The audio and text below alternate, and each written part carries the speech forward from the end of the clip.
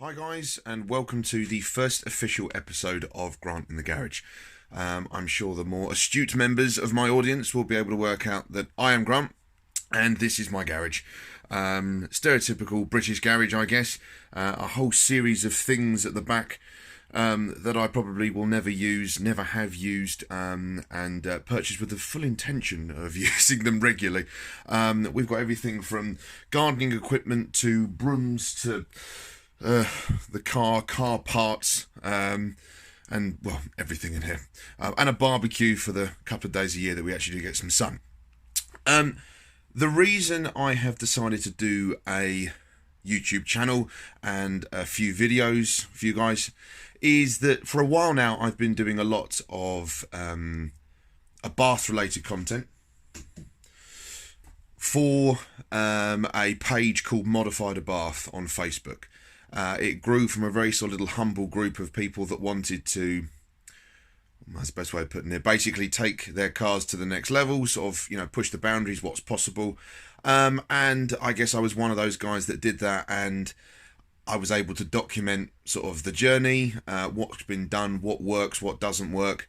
And as it transpires, it doesn't seem anyone's really doing any sort of proper Abarth content. And there's a lot of people getting the name out there, and, they're more popular than they've ever been. But no one's ever doing really sort of a how-to on modifying Abarths. So I thought I would jump in that space and see what I could do to help.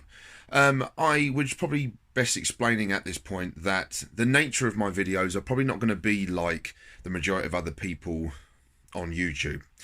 Reason being, I think probably a more honest approach. It's myself and the camera. I'm not really sort of able to edit things too well. And on top of that, I think some of that sort of a more honest face-to-face approach, more of like a one-take kind of thing, is a little bit sort of easier for the viewer. What it does mean, unfortunately, is that you do have to look at my mug for a little while, and we'll do videos around the car and different aspects of it. There will be times where I venture out of the garage, but yeah, it's going to start off as something quite small and innocent. Basically a sort of a how-to series of videos with things like Abarths, decisions that I've made on my car and why.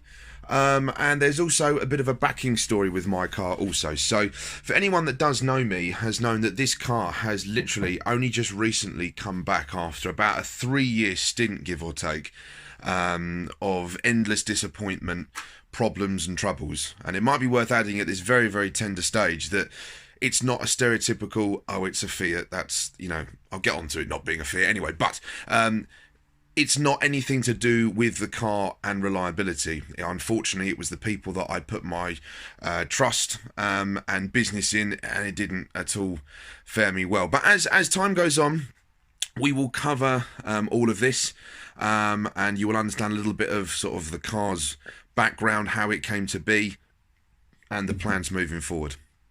But what I'll quickly do is show you around the car, and we can hopefully kick things off. Basically, something worth mentioning at this point is that I am going to do the videos on what I feel people are going to want to see.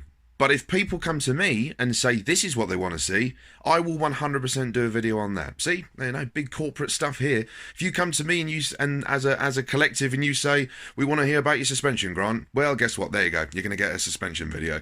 So I like this idea. Hopefully, it's sort of been able to give back a little bit. And let's just see where it goes. As you can see, there's Abarth parts all over the shop, here and back here and all sorts. Just not that I'm going to at all jump on the back of the fame of one of my friends, but for any of you who are familiar with quite a profound YouTuber these days, is Steph ABTV, good friend of mine. Spent sort of most of the day with him today, and we did a few videos on the car and things like that. So I think you will probably get the nod from him to know that what I'm talking about is not absolute rubbish. But no, as I say, good friend, and hopefully we'll be able to do some work together in the future as well. But enough of that. I will quickly show you around the car. So for anyone that doesn't know myself or the car, this is my 2009 Abarth SA. And as you can see inside, I mean, there's a few things that are to be done, but we have a Club Sport-esque half cage at the back. We've got the Sabelt seats. Inside here we've got the Sabelt wheel, CAE shifter. But that's the easy to see modifications. There is a lot of extensive modification to the engine. This car is being run in at the moment, hence why I'm sort of not showing the engine bay and things like that. That is something for another video. But this car on low compression, and for all of you out there not sure what low compression is, basically we had a fault with the pistons. That was namely to do with the company that had the issue with, but again, we'll explain this at a later stage. So basically a broken engine. The car made 307 horsepower, 316 foot-pounds, and it moved along quite well, but it had a list of problems as long as your arm. So basically what we've been doing over the last few years is trying to iron out all the bugs and go from there. And the idea has sort of been that the car gets improved every single stage. The car is probably one of the most, if not the most extensively modified Abarth 500 in the UK. You might wonder why an Abarth 500 above all anything else. At the time, it was something where I wanted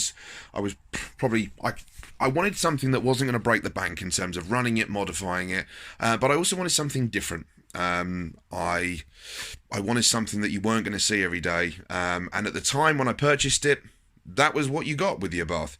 There's a lot more of them out there now. I'd like to think I had something about that, but I didn't. But no, yeah. So it's one of those things where it's a bit of a classless car.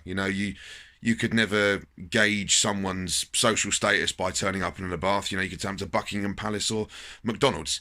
Yeah, I've just always been a massive fan, and there's huge potential in the engines, which I will go on to cover in other videos as well. I'll quickly show you an engine bay shot before we go. Ooh.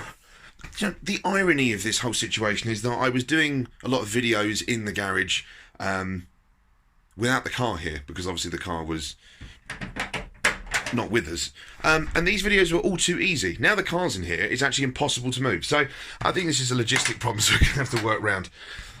But for anyone that is interested, there it is. But I will go into the wheres and what-fors of what's going on under this engine bay in due course.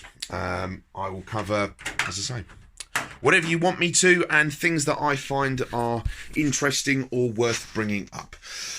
But to say that I'm excited about what I'm going to do and the videos is an understatement. I've been gagging to get my hands on this idea for a while, and I'm very, very keen to see where it goes. So thank you very much for watching.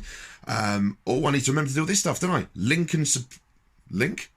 Subscribe and like and tell your mates about it, and put whatever you want to see and hear about in the comments below.